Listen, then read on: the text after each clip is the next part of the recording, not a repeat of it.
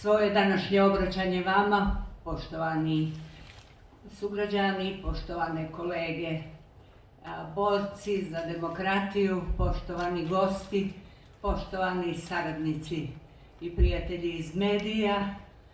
Kažem, današnje slovo sam naslovila naslovom Demokratija zahteva volju većine.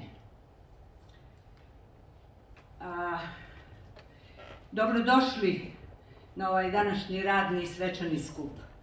Radni jer smo se okupili da se dogovorimo o osnivanju aktivnog pokreta demokrata, a svečani jer smatramo da čin potpisivanja osnivačke deklaracije jeste svečanost za sve nas. U osnovi ovo je nastavak naših 8-mesečnih aktivnosti, čiji organizacioni okvir sada treba da bude daleko širi i delatna matrica raznovrsnija. Zato pozivamo građane koji vide kako demokratski principi u ovoj zemlji sve više liče na maskaradu kojom se samo ispunjavaju principi, a ispunjava forma, da nam se pridruže, da zajedno kao pokret demokrata pravimo demokratski zid protiv zaglupljivanja društvene akcije.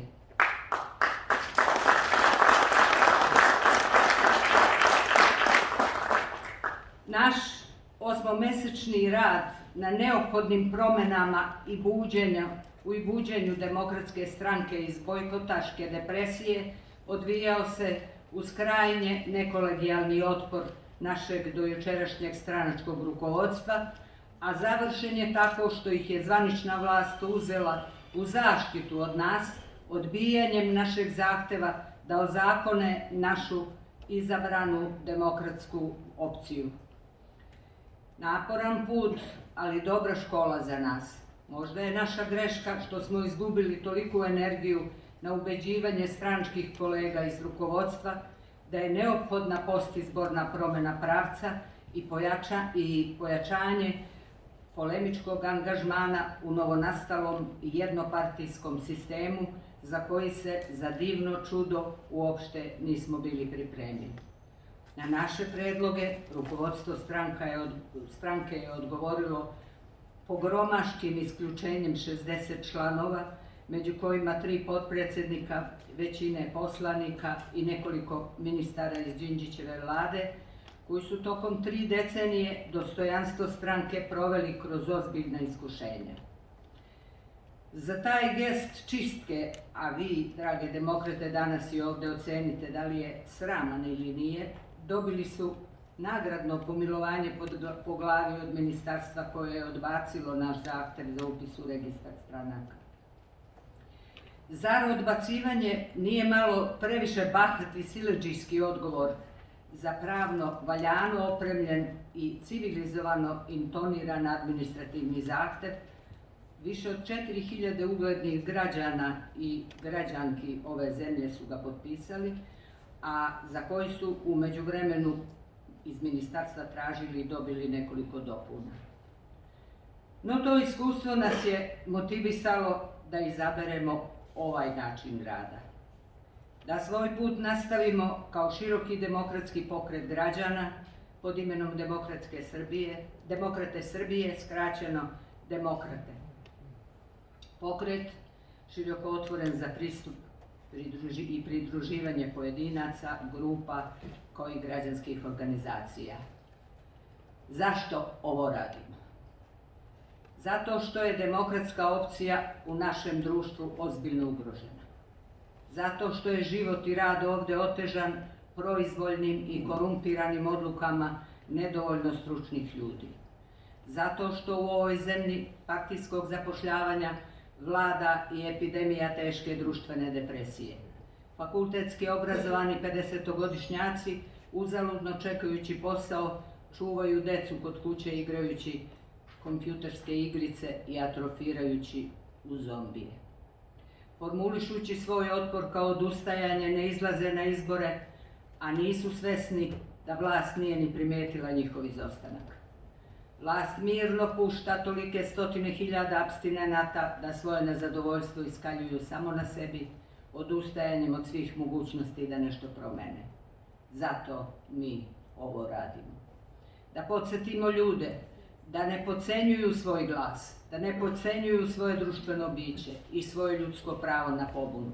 Zato što smatramo da je politika značajna delatnost, a zavaravanje je naroda samo onda kad je vode varalice. Smatramo da nam je dužnost da te varalice razotkrivamo i sve činimo da budu kažnjeni za te prevare.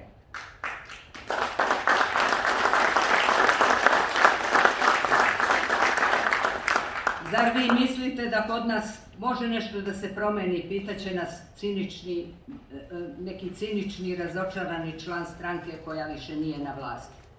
Zar ne vidite da su svi isti? Ovo radimo upravo protiv tog uverenja da su svi isti. Hoćemo da pokažemo da uverenje svi su isti u stvari oružje stranke na vlasti ili pak izgovor oportunista na pristajanje. Pa evo, mi nismo isti, mi nastojimo da budemo istinski.